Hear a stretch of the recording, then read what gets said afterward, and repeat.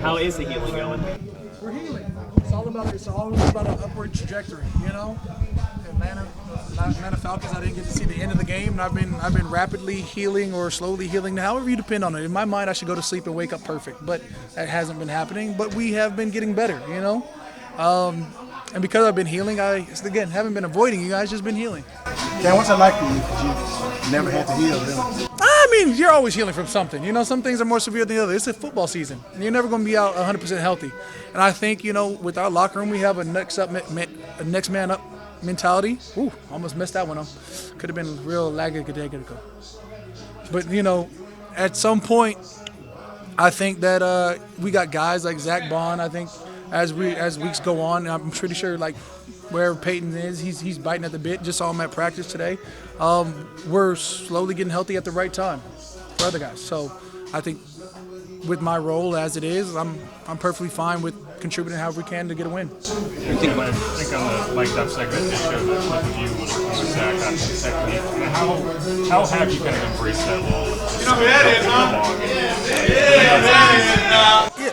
It's not a role that I have to embrace. It's what I've always done and always been. You know, I want to see my teammates succeed at a high level. And if I'm focused on the run, then that means somebody could be focused on the pass. At the end of the day, it's about a team win. I could care less anymore about, you know, a personal accolade, and I never really have during season. I'm worried about trying to get as many wins as we can. We got 4 games left. If we can win all 4 of these, we can hit double-digit wins. If not, then, you know, we won't have our fate in our hands. I don't love where we're at right now, but I do love the chance that we have, the opportunities that we are presented. What has been your impression of Zach stepping into that? I mean, he's quick off the ball. We already knew that. He came in, I think that like first series 2 games ago, got a sack off rip, and then, you know, we're working it. He's been in great position sometimes, and that's what you're working on, that finish. Cam, what do you think about DeVito and the darling of the NFL lately? What have I ever cared about another quarterback? It's about the defense that we have in our locker room. It's about how we can affect the game. I think if we play our technique, that, you know, it'll take care of itself. When we are all have gap integrity, when we all are executing our plays at a high level, that should take care of itself. But I do think Tommy DeVito I think the word has been thrown around there, moxie, a lot of moxie. And, you know, for that, great. It's going to be a challenge for our defense to make sure he doesn't escape the pocket, as we all know has been a crux for our defense or our defensive line at sometimes. And I'm going to keep on saying defensive line because it's up to us to, you know, make sure the quarterback doesn't step up, step through, step around, and get out the pocket, because our DBs have done a good job of doing their job. So it's just about everybody doing their own. Do you have any more thoughts about what happened Monday? I know you tweeted about it, but Man, the most unfortunate event for that is that some of these kids were affected. Nobody was hurt physically, nobody whatever, but there was a couple kids that were shaken up, and you're throwing an event where, you know, the youngest kid there is probably 11, 12. I think there's some GED graduates there that might have been a little bit older, maybe 19, 20. But you could see, you know, not only just fear on the face, but actual, like, sort of trauma, if you will. You know, some of the kids had been affected by gun violence before, whether that had been, you know, siblings, whatever it was, and that hurts your heart just to know that, you know, that one of these kids were, you know, may have said some things like, man, I wish I had and I was like, you shouldn't have to feel that you need anything on you.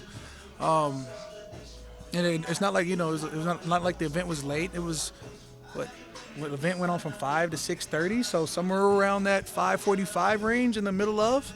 Heart hurts for a kid to feel like he needs to be strapped up, or he needs to, you know, feel like he has to protect himself in a world where, man, at 13, 14 years old, you should be worried about basketball. You should be worried about, you know, homework. You should be worried about getting A's, and not worried about, you know, the outside world affecting your inside world. Why has it been so important for you? I mean, every off day we see you at the school.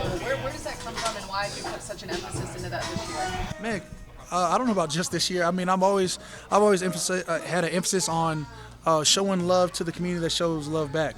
And since I've got here, New Orleans has been a home to me and is home to me and mine. I mean, so it's just more important that, like, the more kids you talk to, the more you feel like, you know, you can create a positive impact. Talk to some kids, they're like, man, you know, and they tell you straight up, they're like, man, ain't nobody came to our school before. Man, you need to come to my cousin's school. And it's like, all right, give me the address, drop the Addy. You know, we can pull up wherever, however.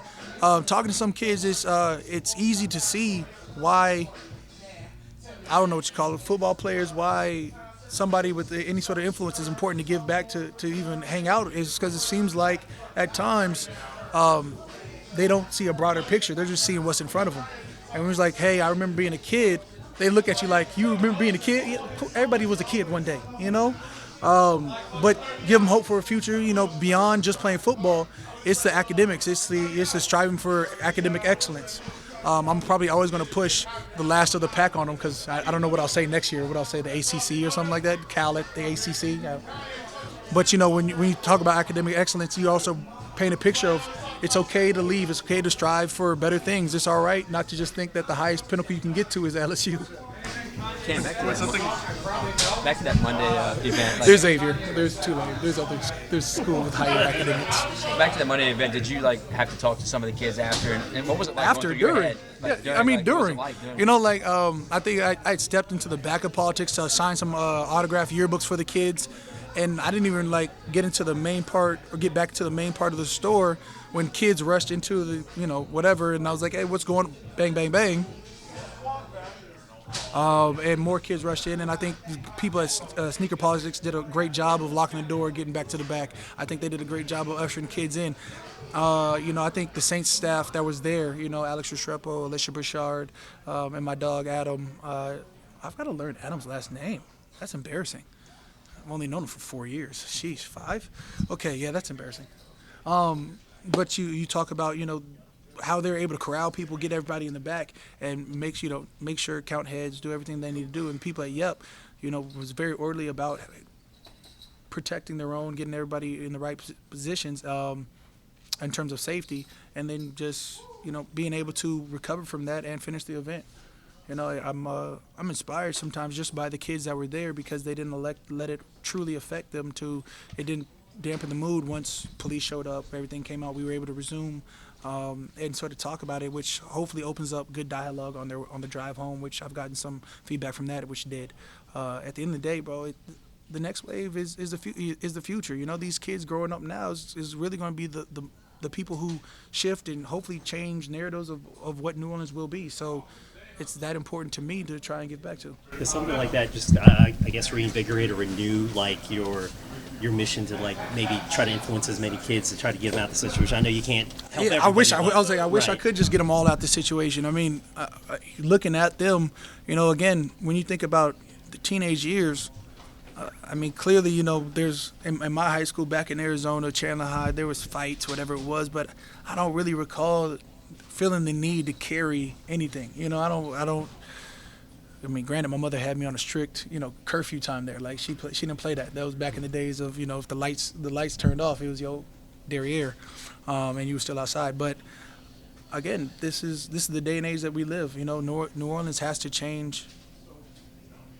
to you know, feel a little bit more safe for our next generation.